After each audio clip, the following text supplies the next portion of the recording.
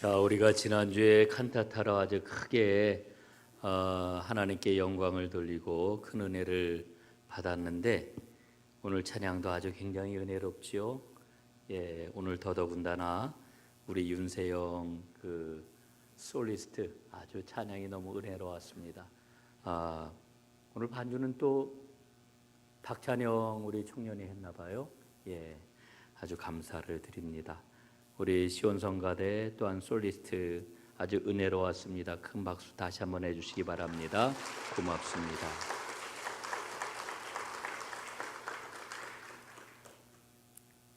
여러분, 멀리 있는 사람 사랑하는 것은 아주 쉽습니다. 그러나 가까이 있는 사람 사랑하는 것은 정말 어려운 일입니다. 마더 테레사가 메리 포를린이라고 하는 분한테 그런 이야기를 했다고 그래요.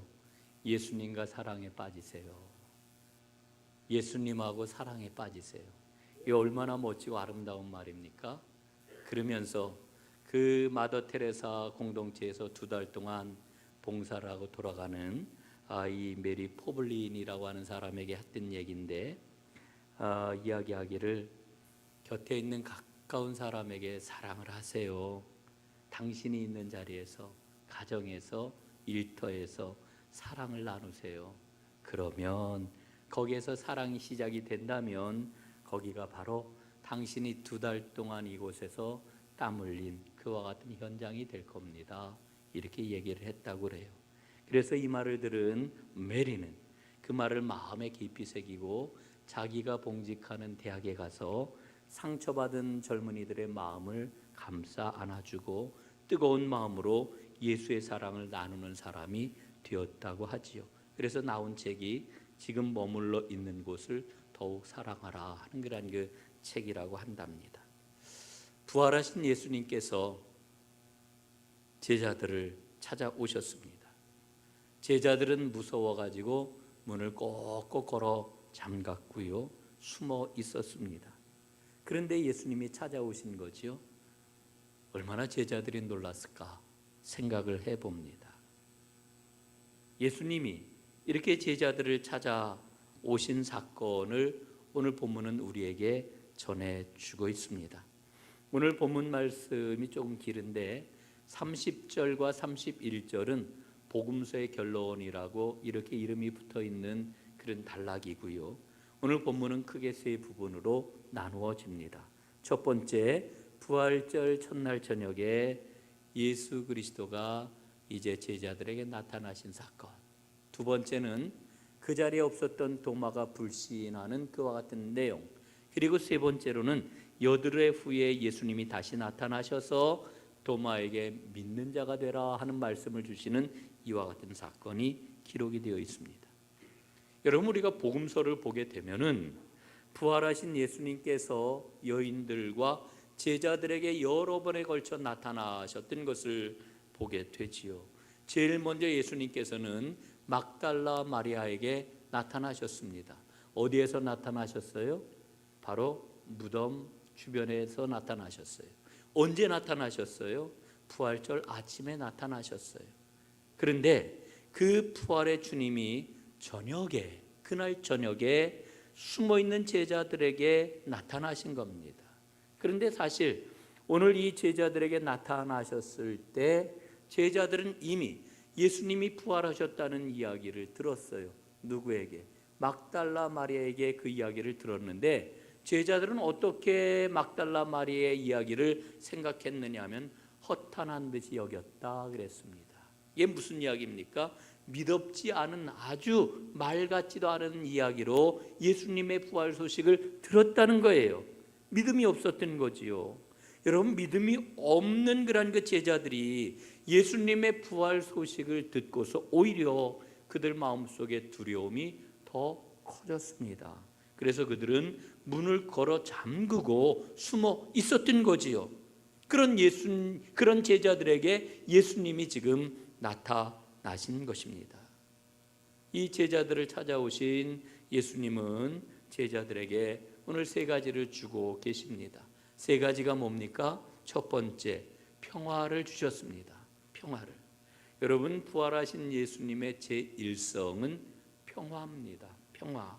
그래서 오늘 19절에 보니까 너희에게 평강이 있을지어다 이렇게 말씀을 해요. 예수님께서는 이 땅에 왜 오셨느냐? 평화를 주시기 위해서 오셨습니다.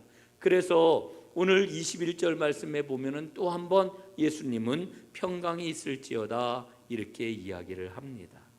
마음의 평안이라고 하는 조수아 리프맨이 쓴 그런 그 책에 보면은 이 젊은 청년에게 지혜로운 노인이 묻는 그런 그 장면이 나와요. 노인이 이렇게 청년에게 묻습니다. 그대가 원하는 게 뭐요? 이렇게 물었더니 청년이 대답을 합니다. 첫째는 건강이고요, 둘째는 재물이고요, 셋째는 미모이고요, 넷째는 재능이고요, 그리고 다섯째는 권력이고 여섯째는 명예입니다. 그러자 그 말을 듣고 노인이 이야기를 해요. 여보게, 그런데 평안이 없으면 다 소용이 없다네. 평안이 없으면. 여러분 정말 그렇지 않습니까? 우리 인생에서 제일 중요한 게 뭡니까? 평안이에요. 평안. 물론 돈도 필요하고 건강도 필요하고 또 영향력도 필요하고 인기도 필요하고 다 필요해요. 건강도 필요하고. 그러나 평안이 없으면 이 모든 걸 가져도 소용이 없어요. 그래서 우리 나이 많으신 권사님들은 뭐라 그래요? 아유, 마음이 편한 게 제일이지요. 제일이죠. 마음 편한 게 제일이지요. 이렇게 이야기하잖아요. 여러분, 그게 인생 70, 80 살아오시면서 경험한 거 아니겠습니까? 평안한 게 최고다.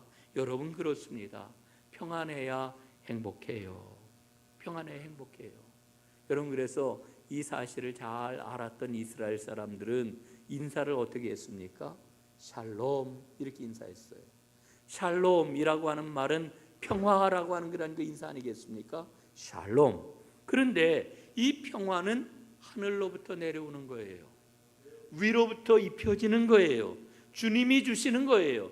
내가 평화를 짓는 게 아닙니다. 하나님께서 주셔야 된다라고 하는 것, 성경은 우리에게 분명히 일러주고 계시지요. 여러분, 주님께서 주시는 평화를 누릴 때 모든 두려움과 슬픔은 사라지고 기쁨을 누릴 수가 있게 되는 거지요.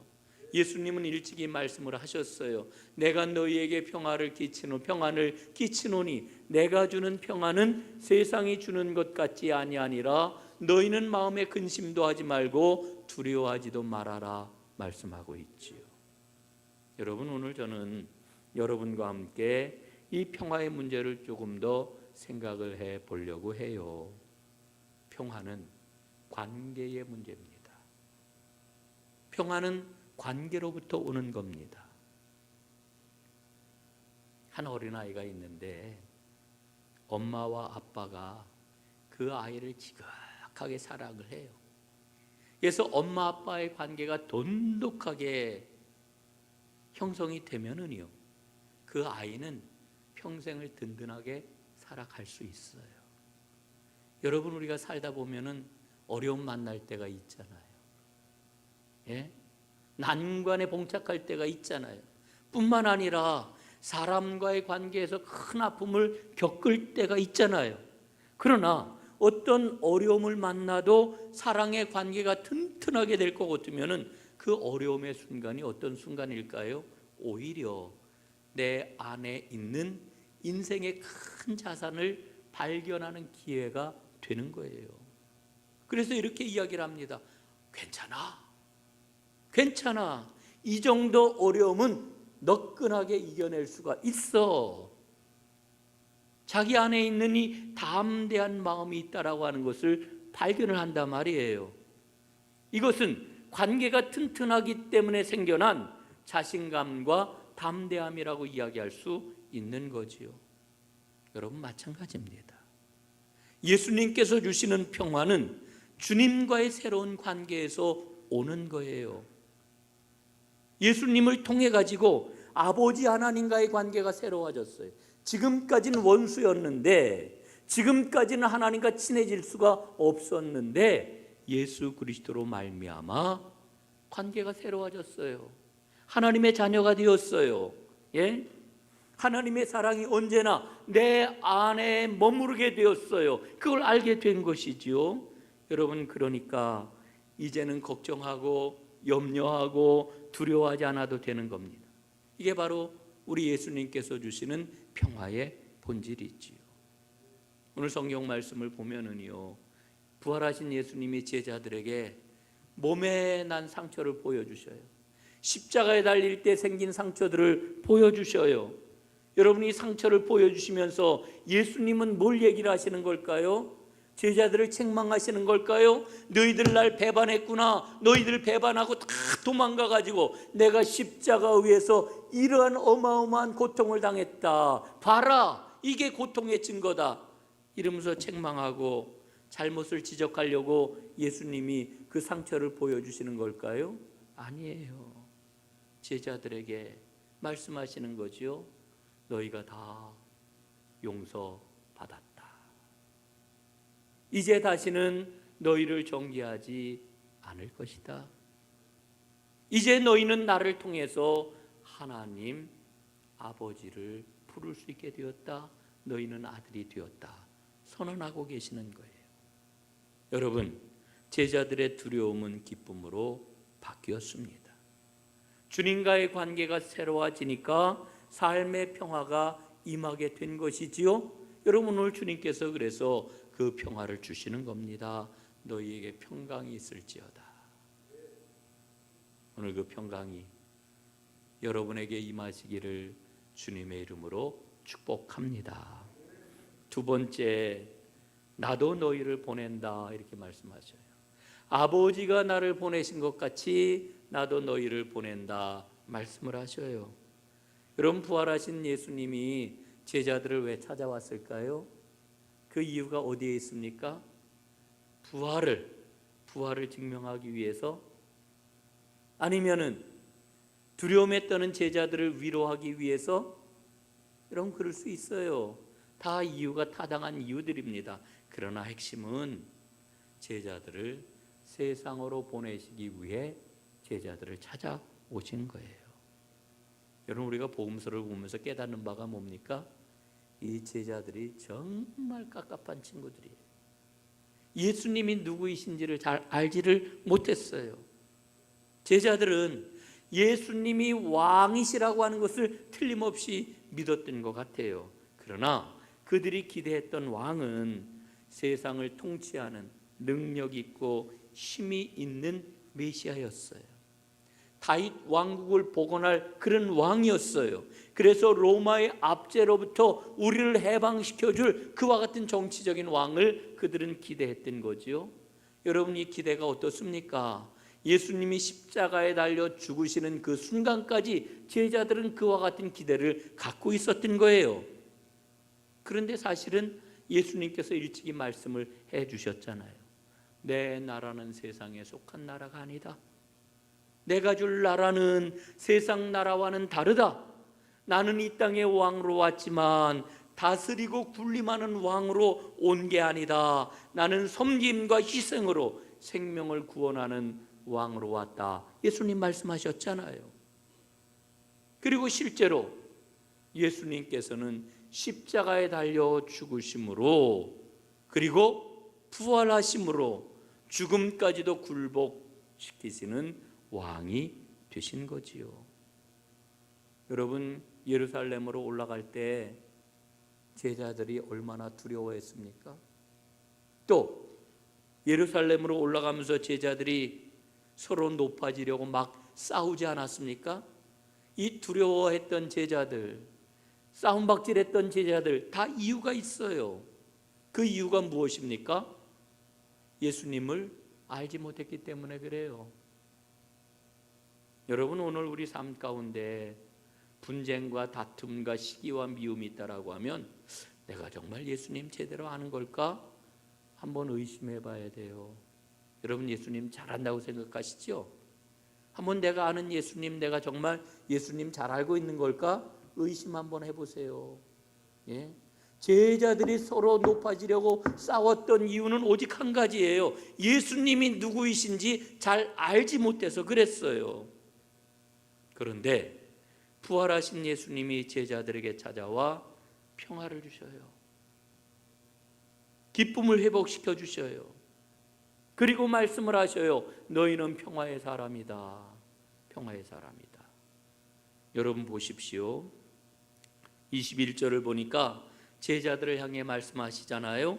너희에게 평강이 있을지어다. 아버지께서 나를 보내신 것 같이 나도 너희를 보내노라.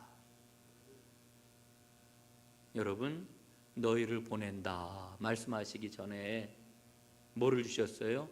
평화를 먼저 말씀하시잖아요. 그러니까 예수의 사람은 평화의 사람이에요.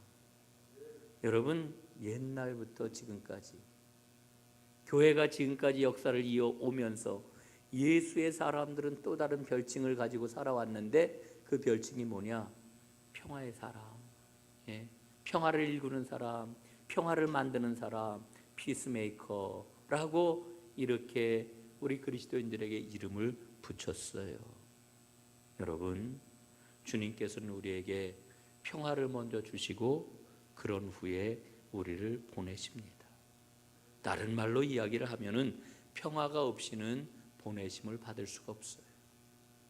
여러분, 주일 예배를 우리가 매 주일마다 드리는데 이 주일 예배가 뭡니까?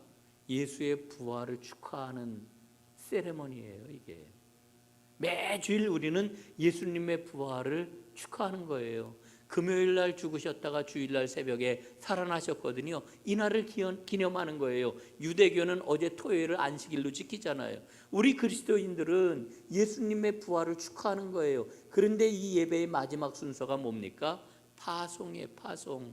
세상을 향하여 내보냄을 받는 거예요. 파송. 그런데 파송할 때 뭐가 있어요? 우리 안에 주님이 평화를 주시고 평화를 가지고 나아가라 말씀을 하시는 거지요. 사랑하는 여러분, 우리가 사는 세상은 평화가 깨진 세상이에요.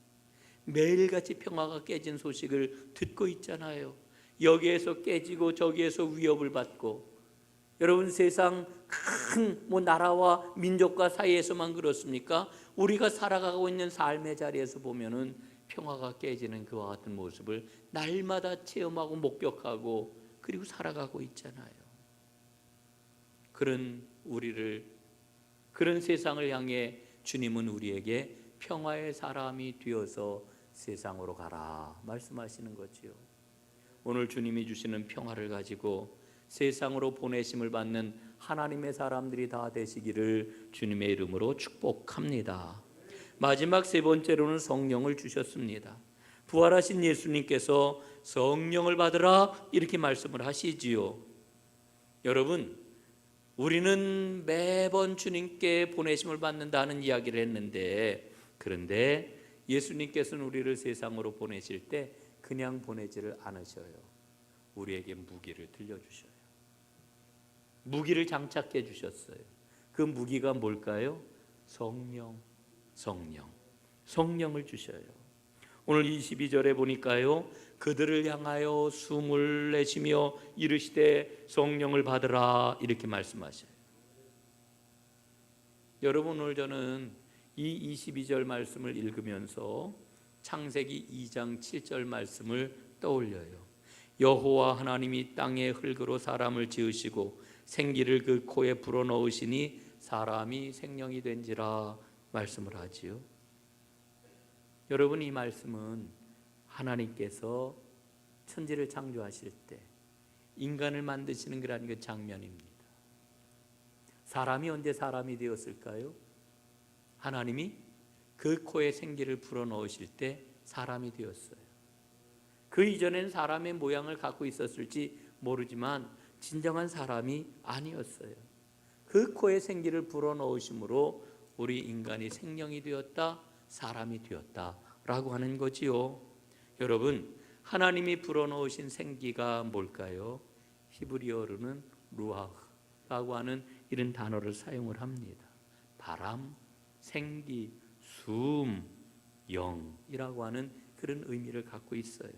그런데 오늘 22절에 나와 있는 예수님께서 숨을 내쉬며 성령을 받으라 말씀하시는데, 이 숨이 헬라어로 푸뉴마라고 하는 단어를 쓰는데 이 단어가 바로 하나님께서 인간의 코에 생기를 불어넣으신 생기, 루하흐와 같은 말이에요. 같은 말. 그러니까 성령을 받으라고 하는 이 말씀은 하나님이 인간을 만드실 때 코에 불어넣으신 생기를 받아라 하는 말씀과 똑같은 말씀이에요. 그래서 성령을 받는다라고 하는 것은 인간 회복을 말하는 겁니다. 인간 회복. 여러분, 성령에 대해서는 우리가 잘 알아요. 너무나 많이 알아요. 그래서 저는 다른 측면에서 이 성령을 자꾸 강조를 하는데, 여러분, 성령을 받는 것은 탈인간화를 얘기하는 게 아니에요. 특별한 은사와 능력, 이거를 얘기하는 게 아니에요. 슈퍼맨이 된다라고 하는 것을 말씀하는 게 아니에요. 여러분, 성령을 받을 때 우리는 가장 인간적인 모습을 되찾게 돼요. 가장 인간적인 모습. 가장 인간적인 모습이 뭘까요? 하나님의 형상을 회복하는 거지요. 하나님과의 그런 그 관계에 맡김이 없고 소통하는 그런 그 인간을 말하는 거지요. 아니, 그게 뭐예요? 추상적으로 얘기를 하면은 어떻게 할 수 있어요? 그게 뭐예요? 한번 제가 심껏 설명을 해볼게요. 인간을 회복한다라고 하는 게 뭐냐? 사랑하는 인간이 되는 겁니다. 따뜻한 인간이 되는 겁니다. 하나님의 공의를 사랑하는 인간이 되는 겁니다. 용서하고 받아들이고 이해하는 인간이 되는 겁니다. 긍휼의 마음을 가지고 불쌍히 여기는 인간이 되는 겁니다. 격려하고 세워주고 축하하고 환대하는 인간이 되는 겁니다. 여러분, 이게 어떻게 늘 가능하겠어요? 한두 번은 할 수 있어요. 특별한 그런 그 순간에 할 수는 있어요. 그런데 언제나 이런 그 모습을 가지고 어떻게 살아갈 수가 있겠어요? 하나님께서 우리에게 그래서 성령을 주시는 거지. 성령을 우리에게 주시고 우리가 성령 충만할 때 우리는 언제나 하나님을 느끼고 하나님과 동행할 수가 있는 거지요. 그래서 진정한 인간으로 살아갈 수가 있게 되는 거예요. 노만 빈센트 필 박사는 호주머니에 늘 메모한 어떤 종이를 갖고 다녔대요. 거기에 뭐라고 쓰여 있었느냐 하면은 이렇게 쓰여 있다고 그래요. 하나님의 빛이 나를 둘러싸고 있다.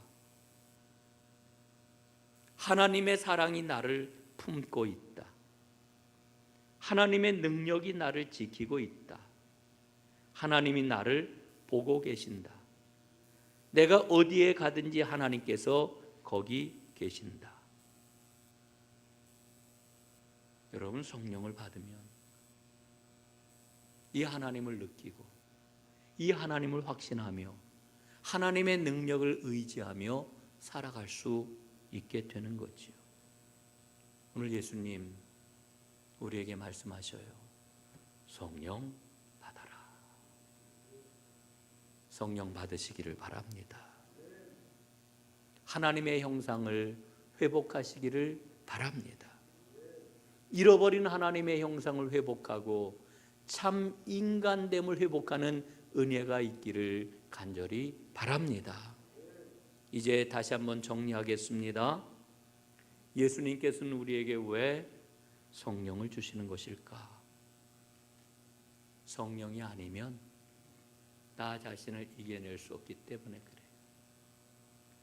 나의 자아는요, 옛사람, 타락한 인간의 본성, 끊임없이 살아나가지고요, 내가 나를 이길 수가 없어요. 그래서 성령님의 도우심이 필요해요. 성령의 역사가 필요해요. 여러분, 성령이 아니면 죽음의 권세를 가지고 있는 세상을 이길 수 없기 때문에 그래요. 여러분, 우리가 질병이 찾아오면은, 병이 들면 어때요? 덜컥 이러다 죽는 거 아닐까? 경제적인 어려움을 당하게 되면 큰일 났네, 이러다 죽겠네. 가까이 지내던 사람들로부터 문제가 생겨가지고 단절이 되면은, 야, 내가 큰일 났구나. 이러다 나 죽는 거 아니야? 이러지요. 여러분, 세상의 힘이라고 하는 것은 결국은 죽음으로 귀결이 돼요. 세상의 권세라고 하는 것은 죽음의 권세예요. 세상의 모든 것은 결국은 결론이 죽음으로 나게 되어 있어요. 예수님이 그 죽음의 권세를 이기셨어요. 세상에서 나를 두렵게 하고 나를 무섭게 하고 나를 절망에 빠뜨리는 그 모든 권세를 이기시고 우리에게 생명을 주셨어요. 그런데 그 생명의 힘을 가지고 살아갈 수 있는 힘은 성령이 내 안에 충만해야 돼요. 그래서 성령을 받으라 하시는 겁니다. 부활하신 주님, 우리를 세상으로 보내십니다. 그냥 보내시지 않고 성령을 받으라. 성령을 주시고 성령과 함께 세상을 향해 나가라고 말씀하십니다. 성령으로 충만하십시오. 진정한 인간의 길을 걸으십시오. 세상의 평화를 가지고 나아가서 하나님의 영광을 드러내는 하나님의 사람들이 다 되시기를 주님의 이름으로 축원합니다. 기도하겠습니다. 아버지 하나님, 부활하신 주님이 평안을 주셨습니다. 부활하신 주님이 성령을 받으라 말씀하십니다. 그리고 부활하신 주님이 나도 너희를 세상에 보내노라 말씀하십니다. 주여, 저희들에게 성령 충만하게 하옵소서. 주시는 그 성령으로 세상을 향해 나아가 진정으로 하나님이 기뻐하시는 참된 인간의 길을 걸으며 온 세상에 하나님을 드러내는 참된 축복의 주인공들 되게 하옵소서. 성령님, 내 발걸음 떼어놓을 때 내 발걸음을 지켜 주옵소서. 예수님 이름으로 기도드리옵나이다. 아멘.